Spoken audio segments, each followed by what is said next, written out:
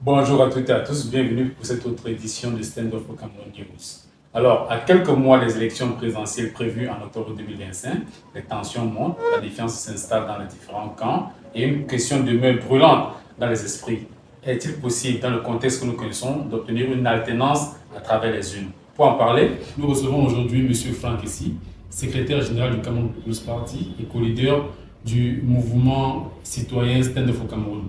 Deux organisations qui ont opté pour une autre voie, la transition politique. Bonsoir, M. Franck Essi. Bonsoir, camarade Elvadas. Bonsoir à tous ceux et celles qui nous regardent.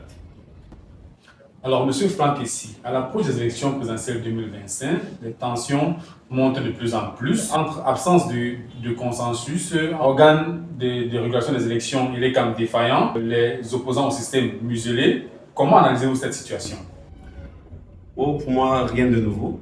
Je dirais que le Cameroun, comme depuis quelques années, vit des moments très délicats où il y a certainement une montée des tensions et qui nous présage d'un avenir incertain.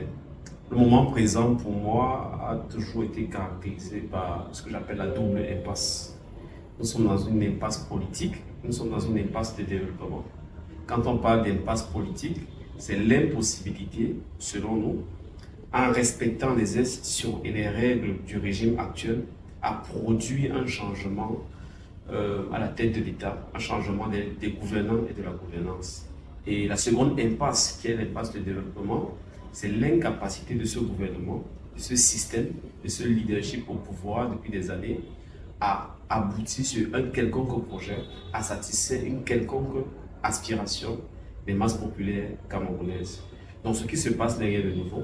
Et les camps démontrent que c'est un organisme génétiquement programmé pour reproduire le système actuel, donc empêcher l'opposition.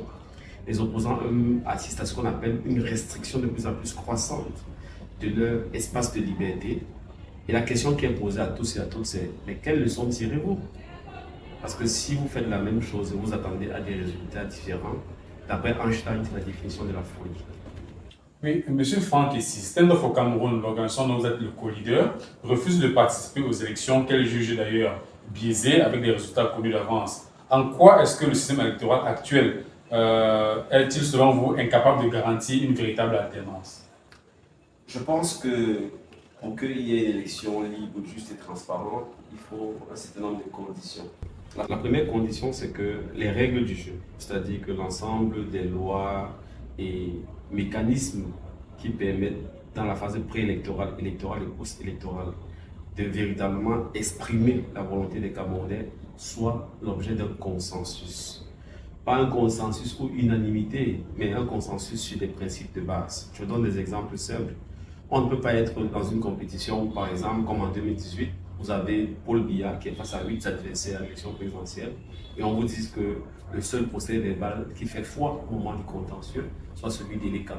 Elekam, comme on le voit, qui est composé de personnes qui sont incapables de fournir la liste électorale, qui sont incapables de respecter la propre loi, article 80 du code électoral actuel. Donc c'est juste une illustration, mais il faut aussi savoir, et ça c'est le discours que nous tenons particulièrement si pipi, c'est que quand vous allez aux élections comme moi, en fait vous n'affrontez pas que le NDPC. Vous affrontez une machine étatique qui comprend l'administration. Donc actuellement, on a un MINAT qui ne se cache pas, qui fait des ingérences dans les partis politiques, qui utilise les sous-préfets pour faire des crocs en jambes à toutes les forces qui expriment une voix critique.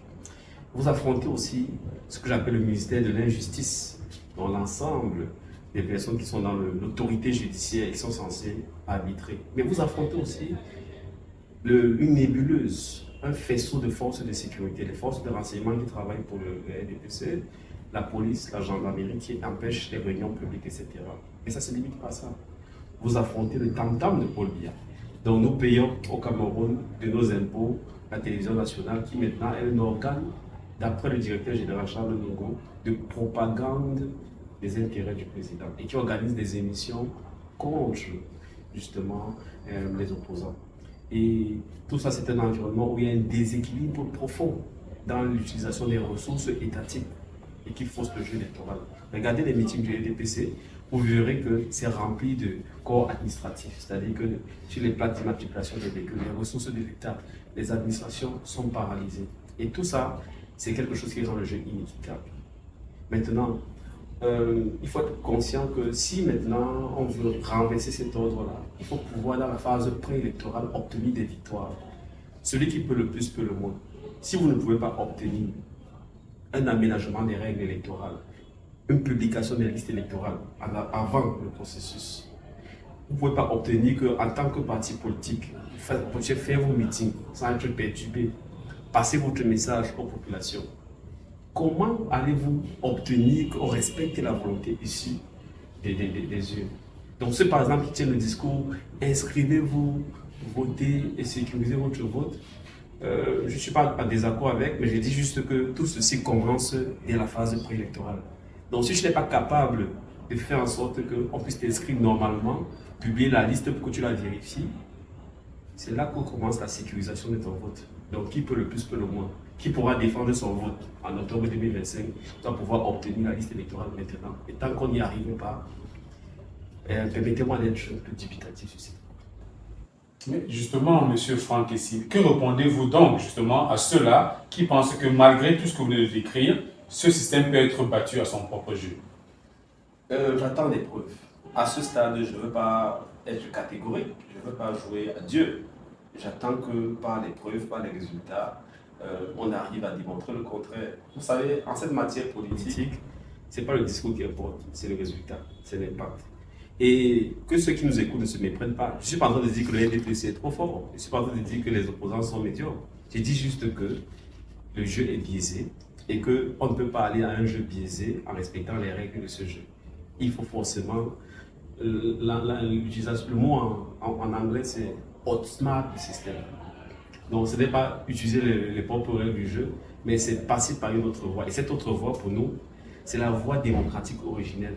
C'est l'expression directe du peuple qui, lorsqu'il est mécontent sur une question, se lève de façon non violente, de façon massive, exige que soit le gouvernement mette en œuvre sa volonté, soit il dégage. Effectivement, et lorsqu'on vous écoute, on pense bien à cette autre voix que vous portez. Vous qui êtes le secrétaire général du Cameroun People's Party et co-leader du mouvement Stand Up for Cameroun, vous défendez une autre voie, une nouvelle voie, la transition politique. De quoi s'agit-il concrètement?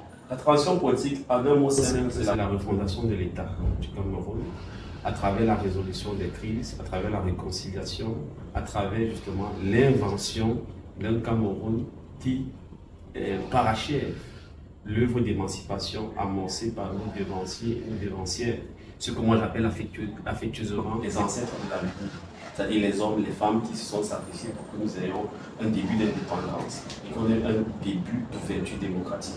Donc, la responsabilité de la génération actuelle, comme le disait Frantz Fanon, c'est de découvrir sa mission et la remplir. Donc nous, on pense que remplir cette mission, c'est accélérer l'effondrement de l'État néocolonial issu du processus inachevé des indépendances. Donc c'est essentiellement ça notre mission. Donc la transition que nous prenons, c'est donc ce processus par lequel nous renverserons à travers une mobilisation populaire les tenants actuels du système et amorceront un long voyage de concertation, de consultation, de réflexion et surtout de reconstruction d'une société, d'un État sur des bases qui étaient celles justement de nos pères et mères fondateurs qui ont créé ce pays. Très pertinent, M. Franck Essi. Mais pour le Camerounais, pour la population, à quoi ressemblerait cette transition politique dans la pratique? Au niveau de stand-up, il y a beaucoup d'idées, mais je pourrais résumer en deux mouvements. Les étapes idéales pour obtenir cette transition, si tout se passait comme on voulait, et ce qu'on pourrait faire pendant cette transition. Pour les étapes, nous disons que c'est 16 étapes. Nous sommes à l'étape 1 qui consiste à construire une masse critique de personnes qui de plus en plus sont conscientes que la voie idéale, la voie pertinente, la voie adaptée pour obtenir le départ de ce régime, c'est de se mettre ensemble par des actions de pression non violentes. Donc, et ça, cette première phase, nous appelons ça la construction du pouvoir du peuple. En passant, il ne s'agit pas de construire une majorité active sur le terrain de 30 et de 20 millions de Camerounais. Moi, j'ai particulièrement étudié les révolutions qui sont passées dans le monde. Et en écoutant certains experts sur ces 200 dernières années, partout dans une société, 3,5% de la population s'est mis à agir. Elle a obtenu un changement du système. Donc la notion de masse critique, c'est 3,5% des Camerounais. Donc prenez ça à l'échelle de 30 millions, vous verrez que nous ne sommes même pas à 2 millions de personnes actives qu'il faut convaincre. Donc ça, c'est la première étape. Deuxième étape, c'est par cette mobilisation populaire, obtenir le départ du régime. Rapidement, troisième étape, c'est le processus de transition, au cours duquel il y aura un gouvernement de transition et il y aura des réformes qui seront mises en œuvre. Et enfin, dans ces réformes-là, il y aura la réécriture de la Constitution, la révision du Code électoral qui seront adoptées et on terminera par, pour la première fois de l'histoire de notre pays, des élections qui vont permettre l'émergence d'un leadership au niveau local, régional ou national, selon la forme et la nature de l'État qu'on aura adopté, qui soit véritablement légitime. Donc ça, ce sont les étapes. Construction du pouvoir du peuple, départ du régime, processus de transition avec dialogue national, réforme des institutions, écriture de la Constitution, élection et mise en place des nouvelles autorités. Maintenant, d'un autre côté, ce gouvernement de transition-là, pendant 2 à 3 ans, qu'est-ce qu'il aura fait? Il aura fait beaucoup de choses, mais je pourrais nous, on a mis minimalement 10 choses, mais il y a beaucoup. Donc, premièrement, il va rétablir véritablement les libertés fondamentales. Donc, les gens seront libres de dire s'ils sont d'accord ou pas d'accord, manifester, etc. Parce que c'est le moment de récréation de l'État du Cameroun. Deuxièmement, il faudra faire un recensement.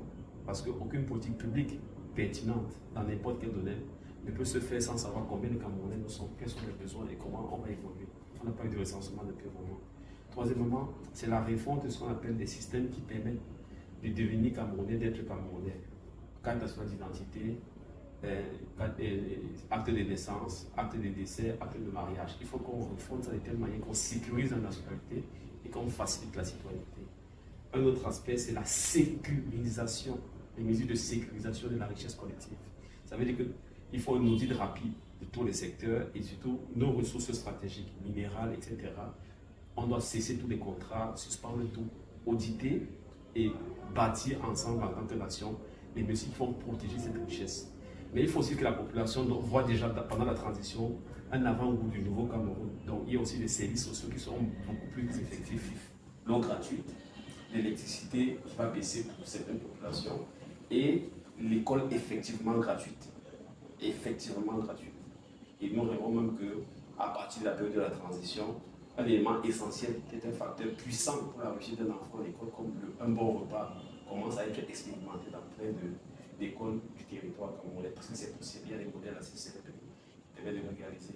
Donc, mais tout durant cette transition, il y aura donc aussi des états généraux de tous les secteurs. On souhaiterait que le secteur des transports fait ses états généraux, le secteur de l'éducation fait ses états généraux, la justice, etc. Et tous ces corps constitués-là feront les états généraux, ils vont déterminer ce qui constitue les priorités, ce qui fait que les nouvelles autorités qui arriveront par élection viendront simplement appliquer et affiner ce que les Camerounais eux-mêmes ont dit. Mais un élément qui est très important pendant cette transition, c'est la résolution des crises. Il y a beaucoup de conflits intercommunautaires et il y a une crise nationale qu'on appelle abusivement le conflit anglophone. Et là, il faudra un dialogue national. Mais un dialogue qui n'est pas comme le faux grand dialogue national qu'on a organisé. Donc, on veut partir des villages, des arrondissements, des départements, pour arriver à une sorte de discussion nationale qui permet de redéfinir ce que signifie être Camerounais, redéfinir le projet national et sceller ça dans une forme de constitution et une nature de l'État nouvelle qui permet donc de garantir ce projet. Donc c'est beaucoup d'idées, c'est beaucoup d'innovations, mais le mot-clé pour tout le monde, c'est que les Camerounais vont faire ce que nos pères et mères de l'UPC avaient proposé. Asseyons d'abord, designons, définissons le type d'institutions qui ne sont pas du copier-coller de la France ou de l'Angleterre, qui sont adaptées à nos cultures, adaptées à nos réalités, et avec ça, allons ensemble vers l'indépendance et la conquête du monde pour le bien des fils et filles du Cameroun.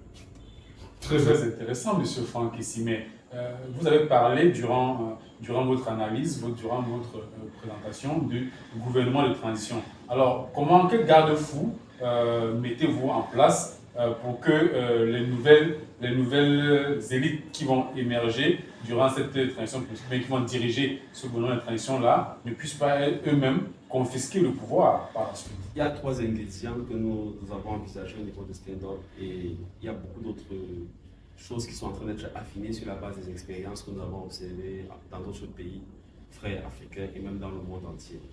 Le premier élément, c'est que les personnalités du gouvernement de transition sont des personnalités qui ne pourront pas se présenter aux prochaines élections. Et ce n'est pas un gouvernement qui est autour d'une personnalité forte. Idéalement, nous voulons que ce soit des personnalités qui ne sont pas des partis politiques, mais ce sont des personnalités qui ont la compétence technique, qui ont l'intégrité, qui, durant des années, se distinguent par le fait qu'elles ont pris des positions fortes et courageuses contre le régime qui s'est effondré, contre ces mauvaises pratiques et surtout qui ont vraiment un passé de réalisation à leur niveau dans leur domaine pour le peuple camerounais, pour la nation camerounaise. Ça, c'est la première chose.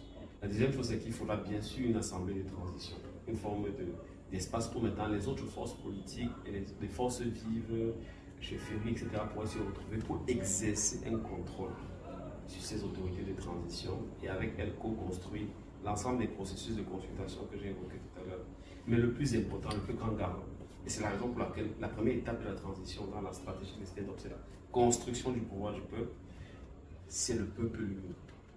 Donc on aimerait avoir tout ce peuple-là qui doit être informé, qui doit être organisé, qui doit continuer à agir pour lui-même être le garant que cette transition-là ne dévie pas. Et c'est la raison pour laquelle j'ai commencé par vous dire que le premier chantier de la transition, c'est le rétablissement des libertés. Parce qu'on fait confiance aux Camerounais pour que si vous voulez aller ailleurs que ce que vous avez dit, eux-mêmes se lèvent pour régler votre compte. Et on a à l'esprit l'expérience de la transition après la chute de Compaoré, où on a vu que les autorités de transition, à travers par exemple Mohamed Zida, ou à travers plus tard Gilbert Diendéré, à 2 reprises, ont voulu s'accaparer, détourner le processus de transition. Et c'est le peuple qui est sorti et c'est le peuple qui l'en a empêché. Donc ça, ce sont les éléments qui sont fondamentaux. Et je crois que c'est ces 3 ingrédients minimaux-là, en plus de la qualité des hommes et des femmes qui auront obtenu la transition par la mobilisation, qui peuvent être des garanties. Mais maintenant, il y a beaucoup de choses beaucoup plus détaillées, subtiles, techniques, que nous sommes en train de tirer des expériences des autres pays. La Tunisie, l'Égypte, le Soudan qui est dans une crise inédite, tous les pays de l'AES et d'autres pays ailleurs, et qui vont aussi enrichir au-delà de la nouvelle configuration actuelle l'expérience camerounaise, qui sera forcément une expérience unique et inédite. Merci Franck Essi. Vous avez pris le peuple est carrément le garant de cette transition politique, mais vous avez évoqué pour la construction du pouvoir du peuple, ce peuple-là qui doit constituer une masse critique par des actions non violentes. Mais face à un système aussi verrouillé que celui que nous connaissons, comment faire masse? Merci pour cette question. Je ne vais pas prétendre que nous, à Stand-Up, on a une formule magique. Au contraire, sur des questions aussi difficiles, il faut revenir aux fondamentaux. Mais avant d'arriver à ces fondamentaux que je vais rappeler, je tiens à vous dire que, il y a deux erreurs à ne pas commettre. C'est surestimer la force de l'adversaire ou ses propres forces. C'est sous-estimer la force de l'adversaire ou ses propres forces. Il y a un équilibre à trouver. Moi, je ne crois pas que ce régime, malgré tout ce l'on voit, et avec surtout la situation de décrépitude prononcée et l'exaspération croissante des Camerounais, soit et ne peut pas tomber. Donc dans l'histoire, il y a des civilisations beaucoup plus puissantes qui sont tombées. Donc je tiens d'abord à rappeler aux gens qu'avec le temps long, ayons cette foi et cette confiance. Ça nous ramène donc aux fondamentaux. Alors moi je trouve que la qualité du discours, ça me permet d'aborder les discours dominants. La qualité du discours est importante pour réveiller et construire le pouvoir d'un peuple. Moi, je m'oppose par exemple au discours qui consiste à structurer le mental des Camerounais en citoyens électeurs. Nous, à Stand-Up, on fait la promotion du citoyen debout, pleinement actif. Quelle est la différence? Ce n'est pas un débat philosophique, mais vous allez voir les conséquences pratiques. Le discours du citoyen électeur, c'est un discours qui consiste à vous dire tous les 5 ans, tous les 7 ans, inscrivez-vous, allez voter et suivez votre vote. Et après, on espère que ceux qui ont réussi à être élus vont faire le travail au service du peuple. Et s'ils ne font pas, on attend encore 5 ans, 7 ans. Ce n'est pas ça la démocratie. Ce n'est pas ça l'interaction quotidienne entre les dirigés et les dirigeants. même dans nos sociétés traditionnelles, même dans l'Afrique antique, l'interaction était permanente. On ne va pas vivre dans un modèle où on attend tous les 5 ans, tous les 7 ans, quand un pont est cassé, quand la voirie ne marche pas, de vouloir sanctionner seulement la prochaine élection. Donc c'est en ce sens que pour moi ce discours qui semble intéressant pour raviver la flamme citoyenne, l'engagement, est un peu dangereux. C'est pourquoi nous on préfère avoir un discours sur le citoyen debout. C'est quoi un citoyen debout? C'est un citoyen qui est informé sur ses droits, informé sur les rôles et responsabilités, surtout les devoirs des dirigeants, informé sur les politiques publiques, informé sur la marche de sa société. Donc ça, c'est le premier élément pour construire cette masse critique, c'est bien informer les Camerounais. La deuxième dimension du citoyen debout, c'est un citoyen qui est formé. Vous pouvez avoir l'information que la mairie ne marche pas, la voirie ne marche pas, mais en tant que comité dans un quartier, vous ne savez pas comment vous organiser collectivement pour arriver à faire entendre votre voix et obtenir que les autorités qui sont payées grâce à vos impôts et vos taxes fassent leur travail. Donc là aussi, et c'est le rôle de la société civile, c'est le rôle des partis politiques de descendre au niveau du terrain et de structurer les Camerounais pour canaliser de façon citoyenne et conforme aux lois, lorsqu'elles sont pertinentes, l'action nécessaire, salutaire de pression sur les dirigeants. La troisième, c'est organiser de façon régulière des campagnes et agir. Et je prendrai un exemple simple pour illustrer donc les différences des discours qui sont fondamentales pour construire la masse critique.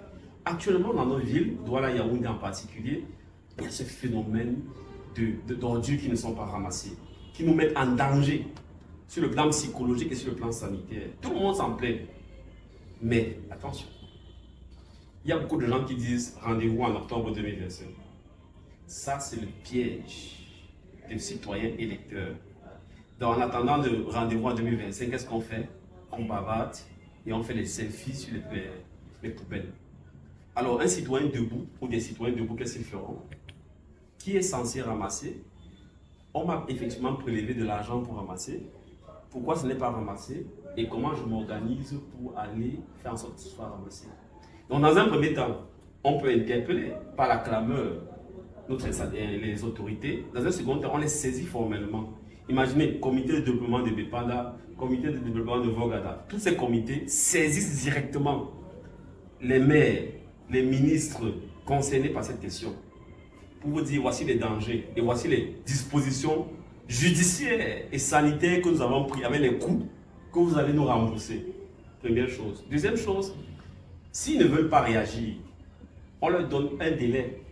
Que si vous ne réagissez pas, 1, on va faire des sit-ins, 2, on va vous porter plainte, et 3, vous allez vivre les mêmes calvaires que nous. Et c'est là où entre donc maintenant ce que j'appelle la mobilisation non violente. L'action collective doit être canalisée. Ça prendrait quelle forme? On n'attendrait pas octobre. On donne à Madame Ketia Koutez, à Monsieur les maires de ville, jusqu'au 15 avril pour régler cette question avec des garanties que ça ne se reproduise pas. Ils ne veulent pas. Toutes les populations de Yaoundé premier, toutes les populations de Douala premier, rendez-vous devant la mairie, chacun avec votre seau d'ordures. C'est désormais là-bas qu'on met ces ordures jusqu'à ce qu'ils mettent en place un système qui correspond à l'argent qui nous relève. Donc voilà des choses qui font qu'on n'attend pas 5 ans, on n'attend pas 7 ans, on n'attend pas seulement le moment électoral. On essaye, dans l'interaction quotidienne, à faire comprendre aux dirigeants que c'est comme ça qu'on arrive. Et la masse critique se construit donc comment? Parce que c'est en agissant comme ça que toi, les citoyens à qui on a dit que tu n'es rien, que tu n'as que le bulletin de vote pour moyen d'expression, tu acquiers un pouvoir et la conscience de la vaste palette des autres possibilités que tu as. Et tu comprends qu'en fait, la vie citoyenne, ça commence par l'expression sur les réseaux sociaux, dans les médias, mais c'est surtout dans l'interaction quotidienne avec les dirigeants que se mesure la qualité de la citoyenneté, la qualité d'une démocratie. Et je termine en disant qu'en fait, il faut que les Camerounais sachent que la qualité d'un pouvoir dépend de la qualité des comptes du pouvoir. Nous, à stand-up, on dit, lorsque le peuple se lève, les choses changent. Donc, si vous voulez que les dirigeants là, fassent quelque chose qui se rapproche de ce que vous voulez, ils doivent vous craindre. Donc, si vous faites quelque chose où ils ne vous craignent pas, vous parlez. Et nous sommes des millions, ils sont quelques-uns. Un discours qu'on n'entend pas tous les jours, M. Franck, ici. Alors, vous avez parlé des citoyens, des organisations de la société civile. Qu'attendez-vous concrètement des organisations de la société civile et des partis politiques?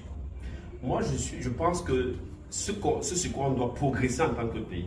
Parce que, qu'est-ce qui fait de nous des Camerounais? À mon avis, ce qui devrait faire de nous des Camerounais, c'est le fait qu'on a un passé commun, on a des ancêtres communs, on a des figures historiques qui nous inspirent. Il y a des moments clés que nous avons vécus collectivement qui ont forgé ce sentiment d'unité. Il y a ces interactions quotidiennes, il y a ces alliances quotidiennes dans les affaires, dans les mariages, dans la vie sociale. Donc ce brassage-là qui fait de nous les Camerounais. Il y a le fait qu'on soit tous issus de ce triangle national avec son histoire, etc. Mais le plus important, ce qui fait de nous les Camerounais, c'est notre volonté de vivre ensemble derrière un projet commun, une projection que voulons nous pour nous-mêmes et pour nos enfants en 2030, en 2050, dans le nouveau monde qui arrive. Et à partir de ça, malgré nos différences, nos convictions et nos concurrences, on doit pouvoir s'accorder sur un minimum de choses non négociables. Par exemple, moi j'aimerais un consensus pour dire qu'au Cameroun, n'importe quel enfant, qu'il ait des parents ou n'est pas des parents, doit avoir l'école garantie, 3 repas par jour. Et s'il est malade, les 10 principales maladies qui touchent les gens, il doit être soigné gratuitement. Ça doit être un consensus national. Ça doit être le programme de tout le monde. Moi, je pense même que ça doit être dans la Constitution. Première chose. On doit être d'accord pour dire que tu sois mon frère ou pas mon frère, si tu voles l'argent du public, moi je ne te soutiens pas. Donc on doit pouvoir construire ces choses, genre de choses. On doit être d'accord pour dire que voici le rôle d'un ministre, voici le rôle d'un maire. Quand ils ne font pas le travail, peu importe qui nous sommes, même ceux qui sont du parti de ces maires-là, ils doivent pouvoir dire non. Et ce consensus-là, comment on le construit? C'est pas l'action et c'est pas les échanges quotidiens. Donc aujourd'hui, moi je pense que c'est le rôle de stand-up, parce qu'à un moment, il faut arrêter d'être dans la course électorale de la prochaine élection. Il faut forcément quelqu'un qui prenne sur lui le sacrifice de suspendre ce que j'appelle un peu la rat race, c'est-à-dire la course du rat. Il voit un peu l'image de la roue là où on met rat et il court devant la roue là. Il fait beaucoup d'efforts, il ne dépense beaucoup d'énergie, mais il n'avance pas. Le système, c'est ça. Mais il faut quelqu'un qui sort de là et essaie de dire aux autres, il y a une autre voie. Et c'est comme ça que je nous vois, nous stand-up dans la scène politique. La majorité des gens vont dans le schéma classique des élections, etc. Et nous, c'est petit à petit, par les actions, par les réveils qu'ils rencontrent, par le retour des réalités, le retour d'expérience, une masse critique se construit. Et je vous le dis, moi je ne suis pas très ambitieux. C'est 3,5% qui, si elle est consciente et active, change le système.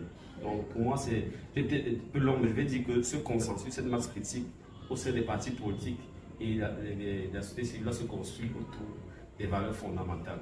Et je termine par 2 ou 3 illustrations. Si par exemple, et c'est ça qu'on fait actuellement, un parti politique organise une réunion, il est interdit en violation de toutes les lois. Tous les autres doivent pouvoir s'exprimer et dire que ce n'est pas normal.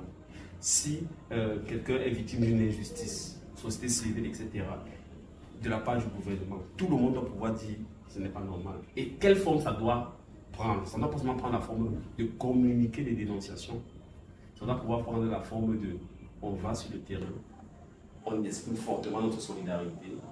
Et je donne des exemples. Si on prend l'habitude dans ce pays, chaque fois qu'il y a une crise pareille, que chaque leader sorte avec seulement 25 de ses militants, systématiquement pour venir en soutien d'un autre, montrer physiquement qu'on est ensemble et l'accompagner dans sa démarche de quoi le faire. Est-ce que ce n'est pas comme ça qu'on construit le nouveau consensus? Pourquoi je le dis? Parce que à l'ère géopolitique actuelle des grands empires, des chocs des puissances, le Cameroun sera aussi l'objet soit des convoitises, et elle est déjà l'objet des convoitises. Il pourra arriver qu'on soit attaqué par d'autres. Peu importe qu'on soit du RDPC ou de notre pays. Il faudrait qu'en tant que Cameroun, on se retrouve pour faire face. Et on fait face parce qu'on a un consensus, on a une base commune. On a une idée du Cameroun qu'on ne peut pas, en dessous duquel on ne peut pas. Donc c'était mon rêve, c'est peut-être illusoire, utopiste, mais vous savez, Oumi Aubert, il a rêvé d'un Cameroun où vous et moi on pouvait parler comme ça, et grâce à son sacrifice, nous sommes là. Donc essayons de faire notre part et espérons que petit à petit, ce que ça commence. Grâce à Oumi Aubert, nous pouvons aujourd'hui parler. Merci Franck Essie pour cet entretien. Beaucoup de belles choses que nous espérons pouvoir avec vous dans les jours qui suivent, pouvoir aller un peu plus en profondeur, comme la lutte non violente que vous avez évoquée tout à l'heure, les actions non violentes. Comment est-ce que, dans un contexte de répression comme celui du Cameroun, nous pouvons le mettre en œuvre? Merci beaucoup, merci pour cette initiative. Et effectivement, j'espère que quand on reviendra notamment sur cette question de non-violence, on comprendra que c'est tout sauf la caricature qui est faite, c'est le véritable pouvoir. Mesdames, Messieurs, merci pour votre attention. Ne l'oubliez surtout pas, quand le peuple se lève, les choses changent.